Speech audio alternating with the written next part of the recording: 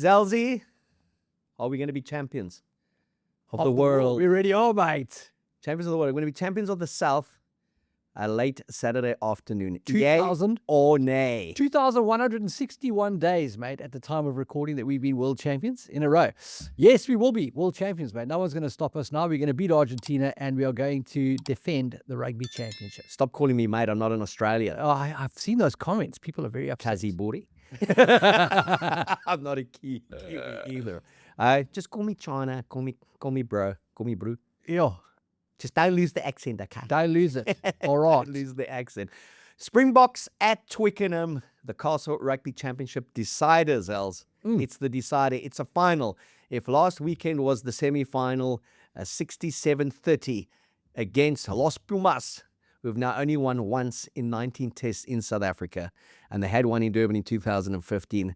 Brother, they're off to play us at Twickenham, and the last time they played us at Twickenham, it was a doer affair. We won 24-8. It was a playoff for the third and fourth in the World Cup 2015. I think it may have been Rowan Pino's last game as well. Ooh. Heineken May was still in charge, and we beat them quite comfortably. But it's in those games that no one really wants to play. Playoff for third and fourth. We have played the All Blacks and Wales in the last 3 years at Twickenham. We won convincingly, 41-13 Wales, 35-7 against the All Blacks. And the last two times we've played England, 27-13, 29-20. We have beaten them. It is our second home. That's a big statement. But we'll take it. I mean, absolutely. The Boks have put themselves in a great position after a bumpy start to the competition, a bit of up and down. They put two games together, and by modern standards, that is consistency, I suppose. And so, with not too many changes to the team, they look set to continue on an upward curve, mate, and long may it continue. I don't think we're going to see a 67-30. I think we're looking at a bit of a lower score margin, but I could be completely wrong. But I do expect the Boks to win this one. Now, it's going to be a hell of a lot tighter, without a doubt. They will be back. They'll be playing for a lot of pride. I have no doubt we're going to win the test match, but it's going to be a lot tougher than it was in Durban in that second half. And let's be honest, Durban for 33 minutes, it was 9-6 to us. And it was a bit of an arm wrestle. Looking at the Bok setup, lovely to see Rassie show continuity, back the young guns. Yeah.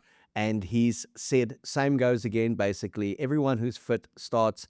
And the narrative that's been coming out of the Bok setup this week has been, it's becoming tougher and tougher to pick the 23 if he's going just on form.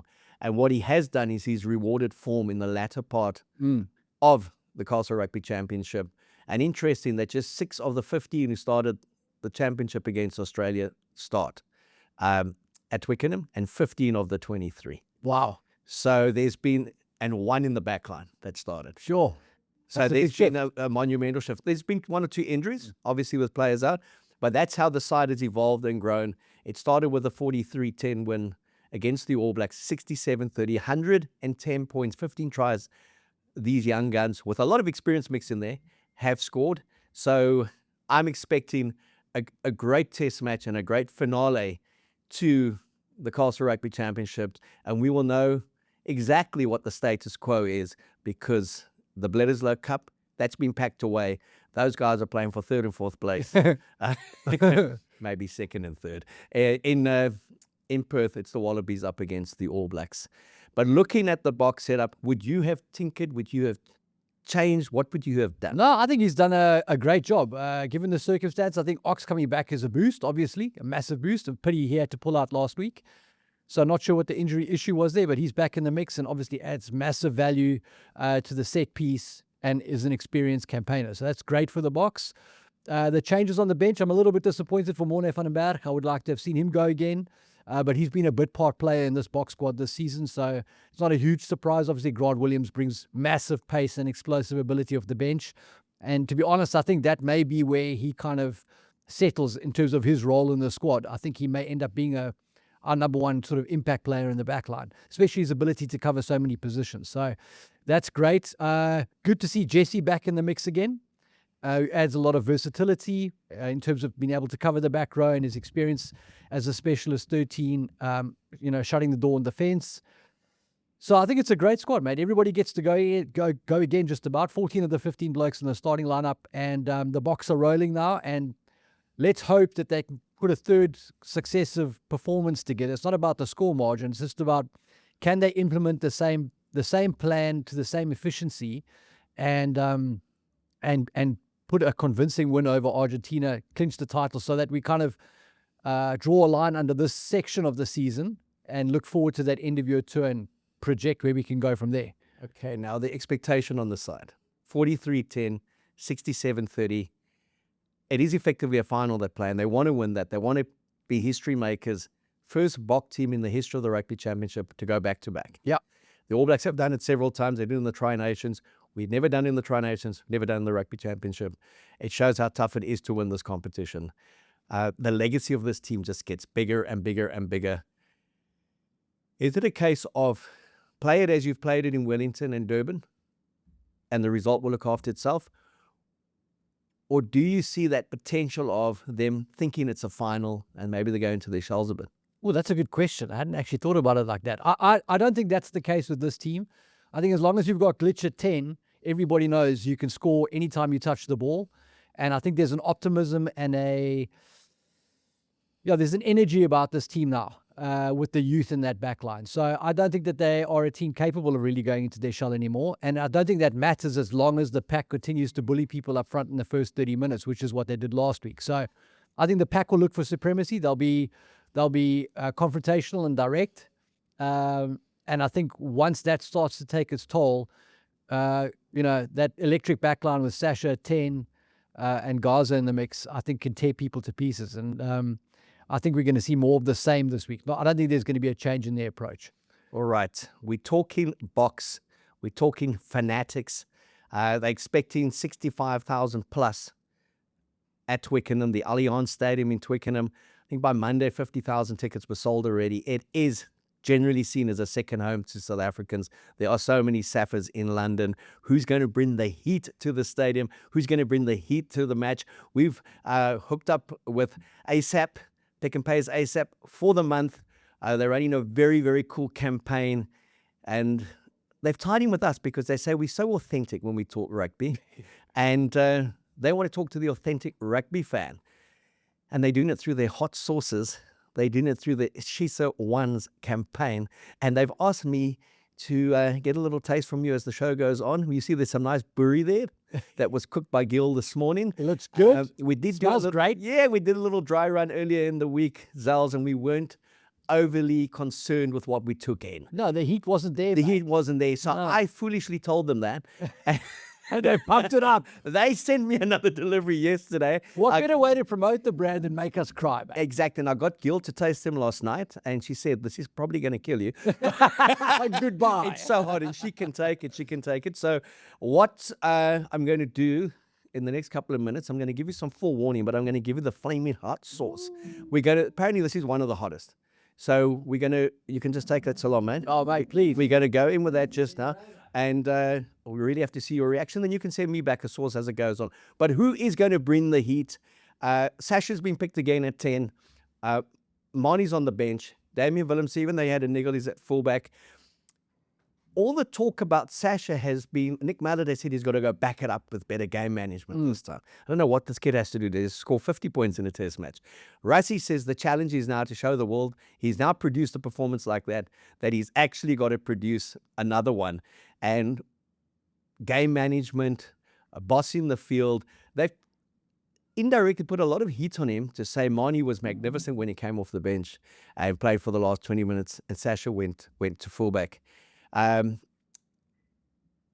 you think we're putting unnecessary pressure on the kid, or should he just go out there and play? No, look, Sacha's just got to go out and do what he does. And I think a lot of the maturity and the veteran, outcomes that people want from the fly half will come, but it will only come with time. You can't pretend to be experienced. Experience comes with time. It comes with time in the saddle, and I think Sacha's game will be the same. I think Dan Carter, and my memory is not as good as yours, but was probably quite individually impactful in his early times. I remember him a few show and goes and breaking the line and being a very dangerous ball carrier. In the latter stage of his career, he would just cut teams to pieces with his brain. So he would take the space and the rest of his team would profit from that. And I think that's part of the evolution of playing at 10 at the highest levels, I suppose. And Sacha can break teams on his own, and that's what he's doing right now. And in time, when teams try to fashion plans to cut him down and that opens space for other guys, he's got the brains and the ability to feed them. And I think in those sort of situations, his game management will improve. But having said that, the guy just scored 37 points, scored a hat-trick of tries, made points out of absolutely nothing. We don't need to govern or control this kid at all. Just need to say, here's the keys, go do what you do. So obviously within the framework of the plan, this is how we think you can add the most value. Go for it. So I'm expecting another blockbuster from Sash. If you look at Dan Carter's career, the first year and a half in Test rugby, he played outside of Carlos Spence and Andrew Mertens. He played a lot of rugby there at 12. He played a lot of rugby at 12 in his first season at the Crusaders, with Mertens was 10. Now, having a guy like Damien Delandi next to Sacha, I also think brought out the best of him in Durban. Big time. That experience, it's a guy who's established. He's one of the best 12s to have ever played for South Africa, one of the best 12s in the world in the last 6-7 years. And as Sonny Ball Williams, one of the greats, said, the unsung hero of the Springbok backs, Delandi just never gets the due that he should be given. And he is the glue to that back line. Then you have a guy like Reinach on his inside, 34 years old, been to a few World Cups, won them. So I just found that there was a difference in the mentality of Sacha as well, having those old calm heads around him. But also there was a definitive purpose. It's like he played at Bishops, and I said this on Monday. He just owned that game, and he owned the big moments. And yes, he benefited as the game unfolded from being behind a dominant pack. But that 50-22 that he went for outpaced them and scored the dummy, the outrageous dummy to score. Those are individual moments that are not reliant on any pack. That's reliant on what he's got and that skill level. And even last year, there was a lot of talk around him. He needs to rein it in. He needs to pick his moments. Guys like that don't pick their moments. Otherwise, they wouldn't have moments. Exactly. And my thing is, sure, he's maturing. He's played 14 test matches. He's played 14 test matches. He scored 37 points in a test match. He's played in Australia back-to-back and was outstanding a year ago in orchestrating wins. He played at Ellis Park against the All Blacks, 31-27 we won, and was very good. He and Fussy both played the 80 minutes. It's who does he have to do it against next? He came off the bench as a 19-year-old and won the URC for the Stormers. So he's 23, but he's been around. He captained South Africa at under 20, captained South Africa at under 18 level. We now have to just accept he's a jewel and let him play. Exactly, man. And guys like that are going to make mistakes. It's not going to work every single time. And so obviously the success rate needs to be high, but there are going to be moments where things don't come off and the Boks have to clean things up. And this is the importance that I keep underlining about this pack of forwards. As long as you control the momentum of the game, you can recover from those situations, because as soon as things get sticky, you can just play Dukes and Dukes goes forward and you're back on the front foot. Or as soon as things get sticky, you take it back to the forwards and they go forward and you're back on the front foot. So that's the key part there, is that there may have been some really great playmakers who played for Italy in the old days, but they weren't playing behind a great pack of forwards. And so you don't know their names, because when the stuff didn't work out, they conceded tries. And I think that's the difference. Is Sacha's his evolution is timed with the supremacy of this Bok pack at depth. So the platform is there. He must just go out and take advantage of it now, like he did it last week. Well, we talk about Twickenham and who's bringing the heat. I need you to kind of have a little taste while you think about Mate, I burnt my fingers on this bottle. Well, Never mind this.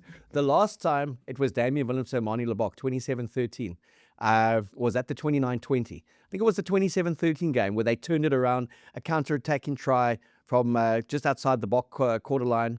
They combined and it was like, who needs Andre Pollard now? And then we needed Andre Pollard, okay? Correct. And we are so fortunate to have three incredibly gifted 10s. One has won us back-to-back World Cups. The other one has been vintage Manie Lebok when he's on the front foot. And the other one is going to be the next sensation in World Rugby. We know that two of them who are playing will bring the heat. Let's see what you do in there, Zelzy. Quick one. Go for it. Go for it. Dabbing it. Dab it. Jasper Wiese is going to bring the heat this week. Let me see. I want to see the reaction. I want to see the reaction. No, mate. Nothing. You won't be able to do this. Nothing. Mm-mm. Too hot. It's there. Get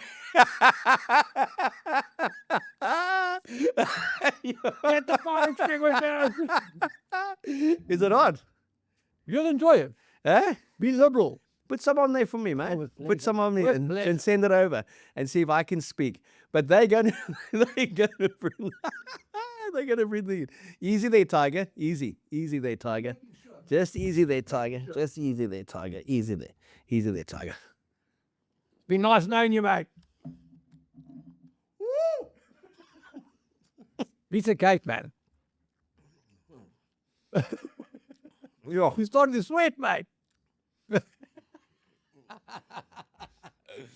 No, radio silence. Yes, sir. So that's what I said. Jasper Wiese is going to bring the heat this week, mate, just like flaming hot sauce, mate. Good luck. Sure. What's it on Flippy? I guess if you can beat that reaction, you're going to win something big from ASAP. Wow. That was insane, man. Hi, you've been listening. That was insane. Now that is a hot sauce, guys. Jeez. Monday was a dry run. They fooled us. If you can beat that reaction, you're going to win big prizes. We want you to go out, test sauce downloaded from the app, the ASAP Pick and Pay app. I can hardly talk at the moment. Send us your video. We'll put a compilation in for this whole month. Because if you want to know who bought the heat, Giles just bought the heat to me. Yes, that was insane. Guys, we may be changing the name of the show to just the Zels Show. I'm not sure Keo's going to be back again next week. But the spice was there, mate. The box will bring the spice this week. The heat. I'm not sure if you want to taste another one, mate. Mate, I'm just going to maybe just take a little bit of water for this. Take on a bit of water. Argentina are probably going to need to take on a lot of water in the second half, mate. Recollect themselves. Having looked at that Bok bench as well, you just know the power is going to be coming from there and the speed. Grant Williams and a ferocious pack of forwards waiting to come on. Erhia Snyman among them. I think it's going to be a long afternoon for Argentina. Not as long as this show has been for you. Mate, I'm going to just have to take a 2-minute time, mate. A few moments later. Zels, I'm back, but I don't know if my voice will ever be back. That was insane. Oh, I think I'll be okay. I think okay. That was flaming hot. Hopefully the Boks are going to be as flaming hot. We've spoken about the backs. The forwards, Tommy de Toy gets another crack at Tighthead. Yep. Bongi's on the bench. That's the one you've been calling for, to have him back. He's spoken also the need for a good game from him, a good end to the Castle Rugby Championship. Yep. To South Africa, he's still got something in his legs. Ruan Nokia, even though Lut was flown in, he's been kept. Eben, whose book comes out, Eben Unlocked. Yes. He's also just raved about Ruan Nokia's progress in the last 2 years. And then CA edges closer to becoming the next Test centurion. Yeah. I mean, massive for Sia. I mean, to have him join that exclusive club, the right man for it, obviously having led South Africa to back-to-back World Cup titles. Everybody rooting for Sia to go well past 100, and he's still playing some great rugby, mate. So the challenge for that 6 jersey is going to be strong going forward. But Sia's value is obviously beyond just what he does in terms of his playing ability as a leader as well. Massive to the cause, on and off the field. And if you look at Jesse Krill being back on the bench, Andre Pollard, as Rassie said, has sacrificed this test match and said it's in the team's interest to play these two guys. And you hear a lot of that narrative coming out of the box setup where they seem to know what's coming. They seem to know which team will be playing the next week, how many minutes they're going to get. I think Rassie said there's something like 6 minutes that separates Pollard, Sacha, and Marnie in terms of game time, and that there are players who would like to have had more game time, but they understand that there is a bigger picture.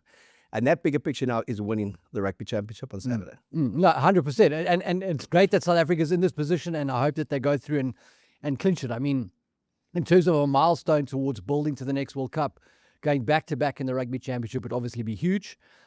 Great for confidence. And it's going to be interesting, regardless of which way it goes, what the November series looks like in terms of the campaign strategy for the Springboks and Rassie's plans around that, because he does still have a wealth of experienced players who've done it before. Like we've spoken about, age is counting against some of those guys, but there's still masses of talent and ability and value in those guys. So, you know, I'm not sure he's ready to just kind of drop the axe on those guys. Maybe he is. And I suppose that's the sort of area of intrigue going into the November series against Ireland and France, 2 blockbuster matches. It's going to be telling whether he sticks with the sort of younger evolution or he experiments with selections again. Or does he go back to a lot of the older guard to knock over a France or Precisely. That's or does exactly he decide that Alderweireld couldn't knock over precisely. Ireland? Yeah. Because the one thing this team hasn't done, I know they've only played there once, is knock over Ireland in Dublin. And the Irish remind us of that every day. But they came to Durban, knocked us over with an 82nd minute drop goal. So would you see a different approach? November, conditions are different. Maybe a greater focus on our set piece when they do tour than this kind of flamboyance, the kind of style we saw in Wellington and the style we saw in Durban. Yeah, I think what he may do is actually embed the experience of guys who've played in those conditions in those countries. So guys who've played in Ireland, guys who've played in France. I can see how there'd be a stronger tinge of those guys in the squad. But it is tricky because it kind of the season ends after that tour.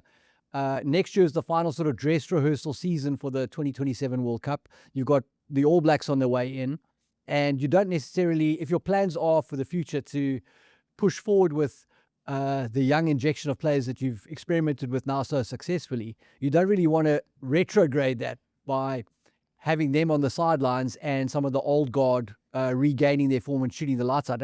That might be the kind of headache that you don't necessarily want. I don't really know. We've never been in this sort of territory before, have we? So it's quite tricky to guesstimate how it plays out. But I think those will be some of the things to think about. Well, 2 months is a long time in Test rugby. We saw from the start of the Rugby Championship till Saturday's conclusion, we're still 2 years out from the Rugby World Cup. The draw gets done in December. One team still has to qualify. Yeah. There's 23 teams already qualified. A big shout out to Chile. I was going to say, mate. To the Chileans who qualified. I think it's for the first time. USA went through. They beat Samoa. I was quite surprised that I come through. They beat them. It'd be interesting if Samoa doesn't make it because they've kind of been there all the time.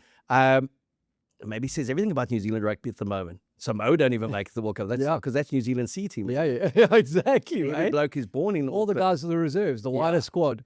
So important that we get the wins because important for points ranking and who we then get positioned with. And there's going to be 24 teams. There's going to be 6 pools of 4.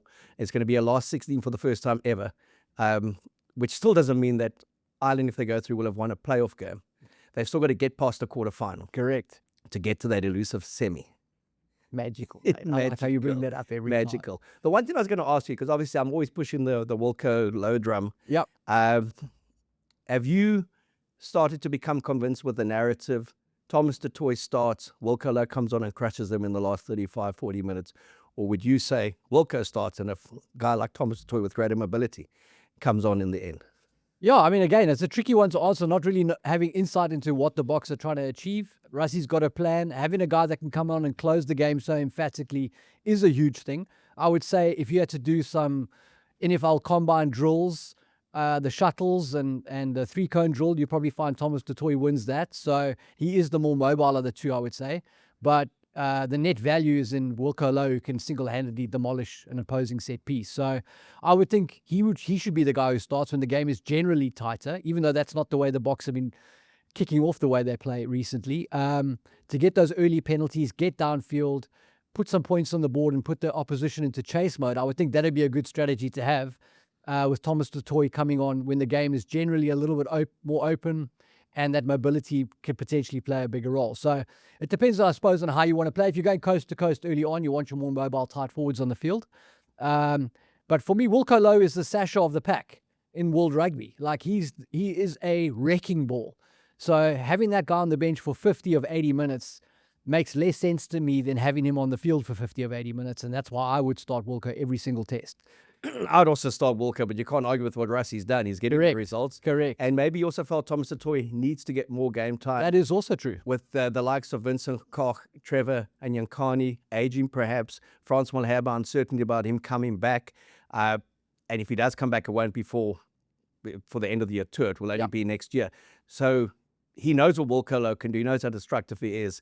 And he did say, I remember a couple of years ago, when we lost to Australia, Quade Cooper kicked that last-minute penalty, that he felt Ox, an inexperienced Ox, was a little bit manipulated technically by the Australians. It was illegal, but they got the penalty where if he had maybe started with Ox and then brought Kitsy on, he wouldn't have got into those shenanigans. So he's also perhaps feeling that, I think Rassie said to me back then, you can You don't necessarily lose a test match in the first 25, 30 minutes, but you can lose them in the last 10 minutes. So it could be that Another he fact, feels... it could also be like with Wilco, he could be more mobile in a 30-minute performance than he could be in a 50-minute performance, right? He's not pacing himself for 50 minutes. He comes off the bench, gives it his all for 30 minutes, and is the most mobile version of himself. In a way, you kind of negate his perceived lack of mobility. But also the value he brings to the scrum penalty. Every single time he comes on, within a scrum, invariably the first one or the second one, it's a penalty to the box. Yeah. He's probably worth 2 or 3 penalties in the last 30 minutes, which in a tight game, invaluable. But looking at the 23, are you comfortable they picked the right 23 for Saturday? I mean, it's in terms of who's available, that's a fabulous team. Every team they put out is solid. I mean, Brian Fenter is a potential question mark last week, necessitated by injury. But outside of fringe guys like that who are still kind of settling into the box squad, every single player that's available is a quality. Lut Diago is not in the match day 23, one of the best 5 locks in the world. So there's tons and tons of depth in South African rugby that I think is the envy of the rest of the world. We've got fantastic players, and he's spoiled for choice. So every squad they put out is solid. Okay, so for the last 5 test matches going to this test match, we've run great competitions with Auto in general, where you can also contribute, have your say in the MVP, have your say in who scores the first Bok try. We say the first Bok try because they will score the first try, and you can win prizes. There's no more test match tickets because there's no more matches at home, but there is a Springbok test jersey to be won. You go onto SA Rugby Magazine's Facebook, you go onto their WhatsApp channel, you predict and you win as you always have done. If you look at the score on Saturday and the predictions that are floating and going around, the Avant boys had a great time. Jeandre was in Durban. He survived it. I don't know if Butch James or John Smith, but they basically gave away the one on me by saying the Boks would score more than 2 tries. They ended up scoring 9 tries, so there were lots of winners. Aister was one of them. We're glad he made it back safely. And their prediction is quite easy as well. Smitty, George Grigan, they've gone with Bokke to win. Why don't they just give the brandy away? Basically, just give it away. So yeah, it's been a great end to that campaign as well. Ace has told me that he's definitely going to be investing in a few more. Okay. And with it being a fairly early kickoff in South African terms, good luck with what you see on the SA Rugby Magazine socials when Aister is flying. We got the Boks to win. You want to give me a score? I'm going to say the Boks are going to win this one 38-16. 38-16, 22-point differential. Yeah. I've got the Boks to win this one 35-19, a 16-point differential. I think it'll be very different conditions, different kind of game. But all they're going to worry about is going out there and getting the win and becoming the first Springbok team to defend a rugby championship title and add to the legacy of back-to-back world champions, Lions Series winners, 2-0 against New Zealand at home, 2-0 against Australia in Australia, and some record scores along the way. Siya Kolisi, Rassie Erasmus. I think it's going to be a great weekend for the Springboks. I don't know if it's going to be a great weekend for the All Blacks. I think I've got them to go, or I don't think, I know I've got them to go down. I've got the Wallabies to finally get a win. James Slipper in his 151st test. Oh, I love it. And here's a little one. James Slipper's won 4 times against the All Blacks. In his 100th test in Brisbane, 24-22 to the Wallabies, he celebrated that, and it ended New Zealand's unbeaten run of 18 test matches. So I'm going for a James Slipper fairy tale. A Cinderella moment. Oh, mate. A Cinderella moment. Let's hope. For James Slipper. That'd be glorious. And just to get the 4 points, no more for the Wallabies. Yeah. We don't want no bonus points there. We don't want no trickery from the Wallabies in Perth. Yeah. There's 6 changes to the All Black side, pretty much all injury enforced. Your man Lester is there. He's on the wing. We want him in the midfield. Yeah. But they have finally said to Billy Proctor, cheers. Yeah. Great squad from Australia, I think. I would like to see James O'Connor at 10, but it's obviously a passing of the baton. You won't see him play much after this test rugby. But it'll be a great end to their rugby championship, the progress they've made. They can get that home win against New Zealand in Perth and do us a big favour. I don't think it's going to happen, though, mate. As much as I would love for that to be the case, I don't think it's going to happen. I'm disappointed that Nick White didn't come out of retirement again to be part of this game. I do like that Wallabies team. Will Skelton back and Valentini definitely add value. And that All Blacks team is more underwhelming than it was, with Damien McKenzie at fly half and some of those changes in the back line. It is a bit hodgepodge. Ruben Love on the bench. I don't know, mate, but I do have a sneaking suspicion that the All Blacks do enough to win this one. I've got them to win 23-21. I've got the Wallabies to win 32-27. Wallabies by 5 points. And you heard it first here. Zels going with the men in black. I'm going with the guys in gold, but the box to do it all. And we talk about the legacy. And we talk about the legacy of the Springboks. But we must never, never, ever forget the older guard. The older guard who have done it. They've been there. They've done it before. Again, we are becoming so popular because of you, Zels, because of your insights, your knowledge. The fact that we gone past 66 million views is thanks to everyone out there who loves listening to your insights, Zels, loves listening to my laughter, to me saying, and obviously choking. But Toyota have come on board as well to support us over the next month and with one of their great new launches. For over 5 decades, the Toyota Hilux has been conquering South Africa's toughest terrains. So to celebrate the legacy of Hilux and Hilux drivers in South Africa, Toyota has introduced a new special edition Hilux Legend 55. The Legend 55 comes with exclusive features like a roller shutter, newly designed alloy wheels, and Legend 55 badging. It's not a bakkie, it's the new Hilux 55. So go to toyota.co.za or your nearest Toyota dealer to find out more. This segment of Keo and Zels is brought to you by the new Toyota Hilux Legend 55. It's not a bakkie, it's the new Hilux Legend 55. And one of the questions about the 55 is, if 55 was a rugby number from 1 to 23, who would you and I associate?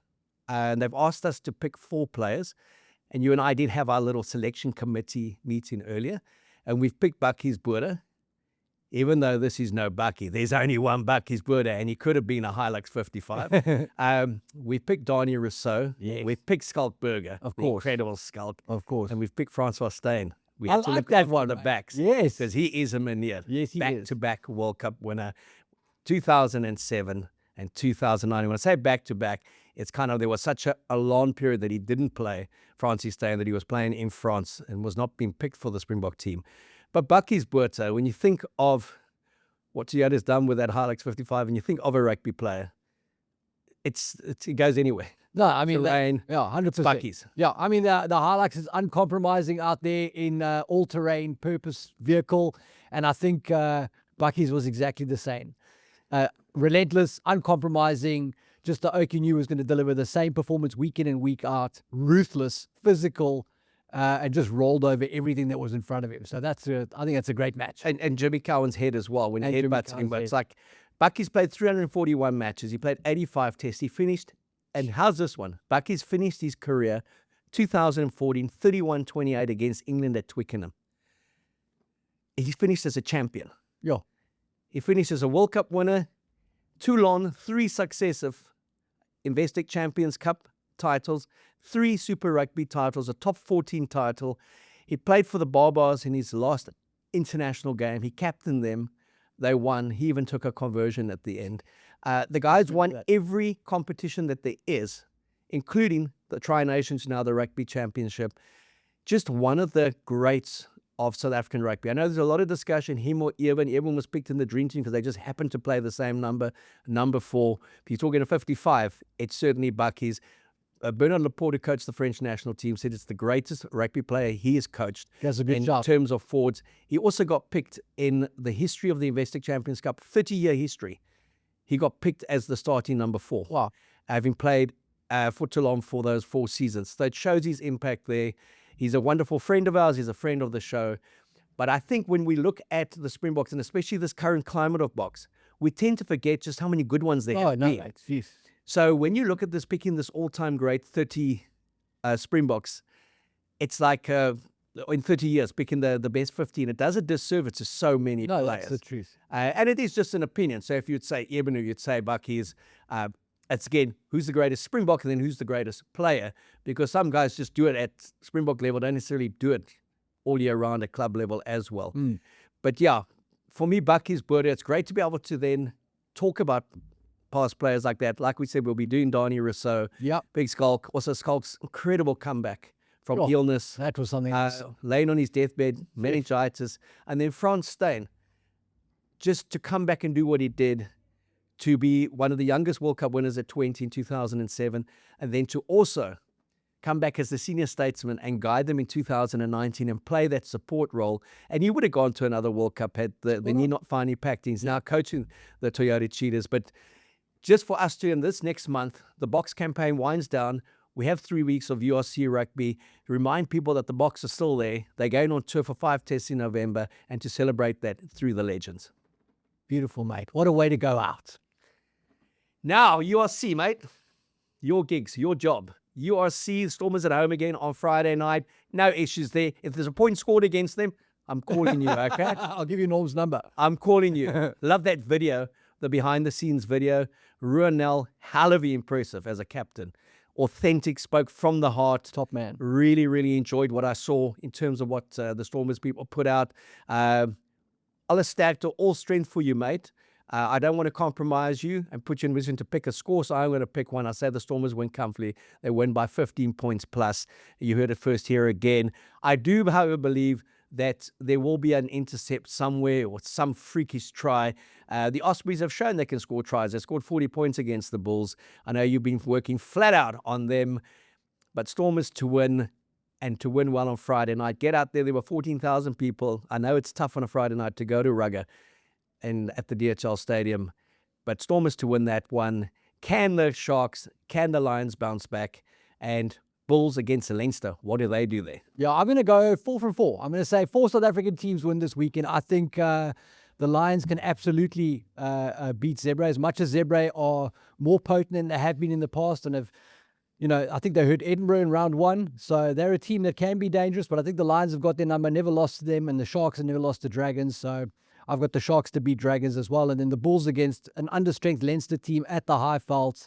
I think the Bulls are relatively comfortable winners there too. So it's, I think, a great weekend for South African rugby. 5 from 5, mate, actually, with the Springboks included. 5 from 5, 4 from 4, por favor, in the URC.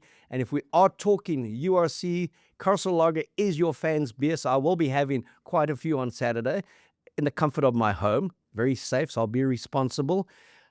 But you can win a great brewery tour, courtesy of the Boks and Castle Lager. So do click on their X feed and enter. I've entered several times.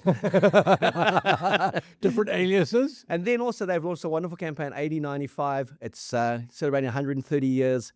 And it's craft and mastery of craft and the art of craft. It's photographic. It's the way they brew, but also the pictures. And the campaign, pictures have been taken with an 1895 camera. Wow.